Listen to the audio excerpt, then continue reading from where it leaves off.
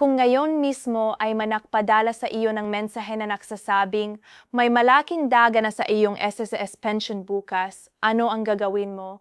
Matutuwa ka, di ba? Baka ibibigay mo sa iyong paboritong apo, baka bilhin mo na ang gamot na matagal mo nang bibalewala dahil mahal. Pero paano kung sinabi ko sa iyo na baka hindi ka kasali? Baka ngayong exact na sandaling ito, may isang bagay sa iyong SSS record na nakahadlang sa iyo na matanggap ang increase na iyon?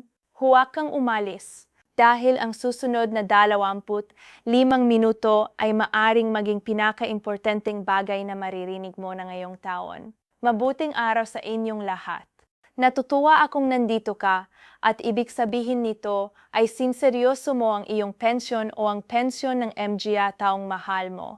Ngayon ay pag-usapan natin ang isang paksa na napakahalaga na ngayon para sa milyon-milyong Pilipino ang ikatlong round ng SSS pension increase. Pero ibabahagi ko sa inyo ang isang bagay na karaniwang hindi sinasabi sa MGA video tungkol sa pension increase. Hindi ko lang sabihin kung makano o kailan. Sasamahan ko kayong dumaon sa buong kwento, ang mabuti, ang masama, at ang MGA bagay na maaring hindi mo gusto marinig pero kailangang mong marinig. Bakit? Dahil ang tunay na pagtulog ay hindi tungkol sa pagbibigay ng magandang balita lamang. Ang tunay na pagtulog ay ang paktiyak na handa ka anuman ang mangyari. Kaya kung handa ka na, simulan natin. Ang kwento ng isang pensyado na nagbago ang buhay, hayaan mo akong maksimula sa isang kwento. Hindi ito katang-isip, ang ganitong kwento ay nangyari sa dandang libo ng pamilya sa buong Pilipinas ngayon. Si Aling Nena ay 72 taong gulang. Sa loob ng 30 taon, nagtatrabaho siya bilang isang guro sa isang pampublikong paralan, ngunit siya ay miyembro rin ng SSS dahil may bahagi ng kanyang karera na pribado. Nag-retire siya 10 taon na ang nakakaraan. At sa simula, okay naman ang kanyang pension. Hadi malaki pero kaya pa, pakain, gamot, kuryente, halos kaya pa ng kanyang buwan ng SSS pension. Pero nakaraan ng ilang taon, nagsimulang dudating ang MGA problema. Ang kanyang gamot para sa arthritis at hypertension ay tumaas ang presyo. Ang pagkain, lalo na ang karne at gulay, ay napakamahal na at ang kanyang pensyon, pareho pa rin, hadi tumaas, hadi lumago. Ngayon si Aling Nena ay umaasa sa buwan ng tulong ng kanyang anak na nagtatrabaho sa ibang bansa. Hadi dahil gusto niya, hadi dahil hindi niya sinubukan na mabuhay sa kanyang sariling pensyon. Kundi dahil ang sistema hadi na yon sa katotohanan ng gastos ng pamumuhay ngayon.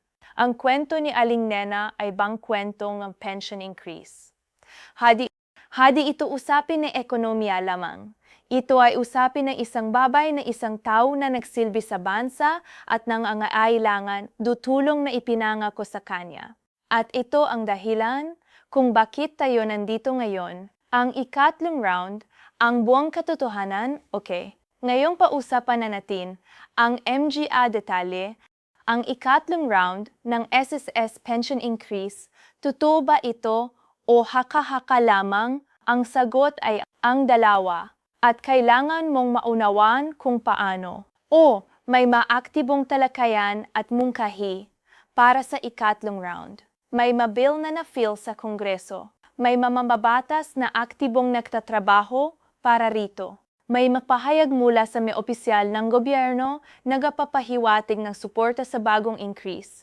Pero, at ito ang mahalagang pero, hindi pa ito opisyal, hindi pa ito batas, hindi pa ito sign ng Pangulo, hindi pa ito ipinatupad ng SSS. Sa simpleng salita, ang ikatlong round ay isang napakamalamang na mangyayari pero hindi pa nangyayari.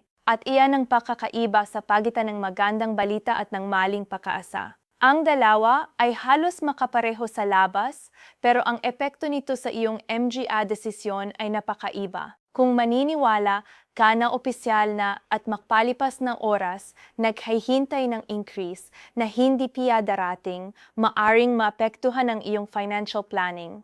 Maaring may maling desisyon ka na gawain batay sa pera na hindi piya natatanggap. Kaya ang mensahe ko sa inyo ay ito maging optimistiko. Dahil may dahilan para maging ganon. Pero maging handa ding para sa proseso, ang proseso ay matagal. Pero ang resulta, kapag datiting, ay sulit na hihintay. Ngayong ang tanong na gustong lahat marinig, makano? Walang opisyal na numeron ngayon. Pero base sa MGA talakayan sa Kongreso at sa nakarang pattern ng pension increase, narito ang isang makatwirang paktatantya. Ang nakarang rounds ay nagbigay ng increase na nasa pagitan ng 1,000 hanggang 2,000 bawat buwan. Para sa ikatlong round, maraming mambabatas ang nagmungkahi ng mas malaking increase dahil sa patuloy na pagtaas ng inflation. Ang pinakakaraniwang nabanggit na numero sa MGA talakayan ay 2,000 piso bawat buwan na daga.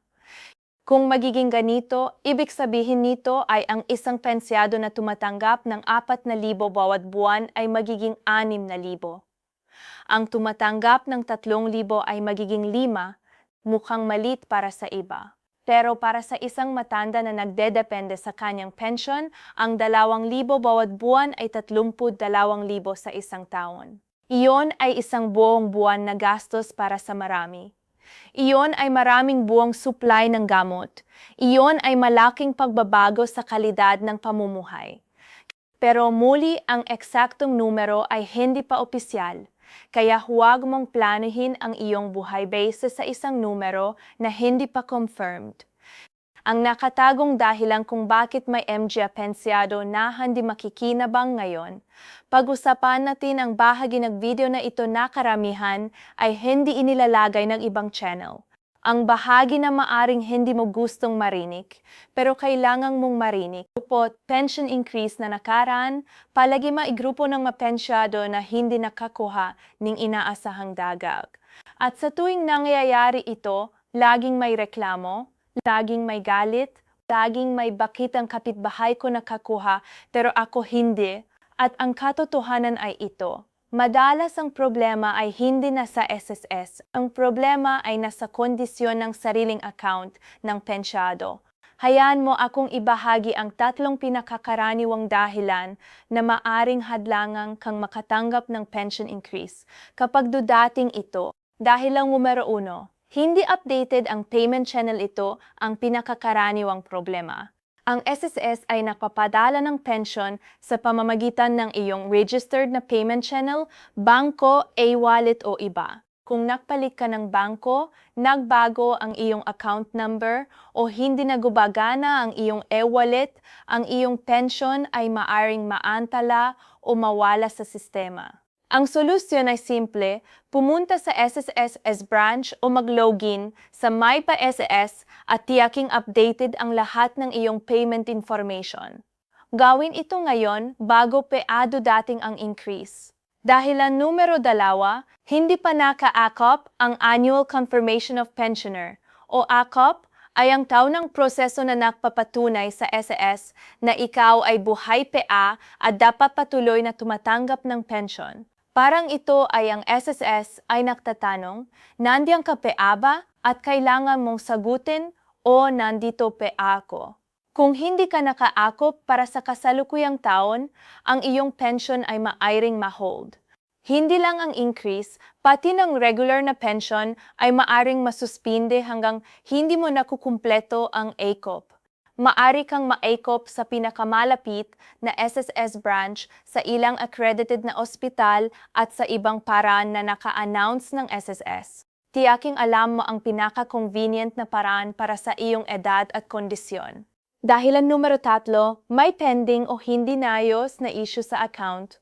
Kung may unresolved na issue sa iyong SSS account, halimbawa, may outstanding na loan na hindi nabayan at hindi pa na-restructure, may discrepancy sa iyong date of birth o panggalan, o may iba pang administrative na problema, maaring maapektuhan ang iyong pagkatanggap ng pension at na anumang increase. Ang pinakamabuting gawin ay bisitahin ang SSS branch at hilingin ang isang comprehensive account check. Sabihin mo na gusto mong malamang kung may anumang issue sa iyong account na kailangan ayusin. Ang MGA-tahan ng SSSA ay makakatulong sa iyo na matukoy at malutas ang anumang problema. Ang 3 dahilan na ito, hindi updated na payment channel, walang ACOP at unresolved account issues, ay ang pinakakaraniwang hadlang. At lahat ng tatlo ay may solusyon, lahat ng tatlo ay maitsaayusin ngayon. Bago pa dudating ang increase, ang tanong na walang naktatanong. Pero dapat mong marinig, gusto ko munang lumayo sandali sa MGA practical na detalye at pag-usapan ng isang bagay na mas malalim. May isang tanong na hindi masyadong tinatanong ng MGA tao pagdating sa SSS pension increase, at ang tanong na iyon ay ito: sapat ba talaga ito? Kahit maging 2,000 ang daga, kahit maging 3,000, sapat ba ito para sa tunay na pangangailangan ng isang matanda sa Pilipinas na ngayon? Isipin natin ang MGA numero. Ang average na cost ng pagkain para sa isang senior na namumuhay ng simple, humit kumulang 2,000 hanggang 3,000 bawat buwan. Gamot, lalo na para sa may maintenance medication para sa puso, diabetes o presyon, 1 hanggang 3,000. Kuryente at tubig, 1 hanggang 1,500. Transportasyon, komunikasyon, 500 hanggang 1,000. Kabuuan, 5,000 hanggang 8,000 bawat buwan para sa isang senior na namumuhay ng medyo simple. At ang average na SSS pension, para sa marami, 3 hanggang 6,000 bawat buwan bago pa aman ang increase. Kahit maging 2,000 ang daga, marami sa ating mapensyonado ay patuloy na mangangailangan ng karagdagang tulong mula sa kanilang pamilya. Hindi ko sisasabi ito para panghinaan kayo ng loob. Sisasabi ko ito para maunawa nating lahat, MGA ata, MGA apo, MGA miyembro ng pamilya, na ang pension increase ay isang malaking hakbang pasulong. Pero hindi ito ang katapusan ng paglalakbay. Ang tunay na solusyon ay isang mas komprehensibong pagtugon sa pangangailangan ng ating MGA matatanda, mas mataas na pension, mas accessible na healthcare, mas magandang sistemang suporta, at iyon ay isang mas matagal na usapin na nangailangan na ating patuloy na pansin at boses bilang MGA mamamayan. Pero sa ngayon, ang pension increase ay nagbibigay kaunting ginhawa. At ang kaunting ginhawa ay mahalaga. Napahalaga, isang mensat sa mi anak at apo, kung nanonood ka na ngayong bilang anak o apo ng isang pensido, gusto kong makausap kita ng personal sandali. Alam ko ang hirap ng pagsuporta sa isang magulang o grandparent ng pensyon na hindi sapat. Alam ko ang pakiramdam ng pagpipili sa pagitan ng iyong sariling gastos at ang pangangailangan ng iyong MGA matatanda. Alam ko ang guilt na nararamdaman minsan, ang pakiramdam na hindi ka gugawa ng sapat.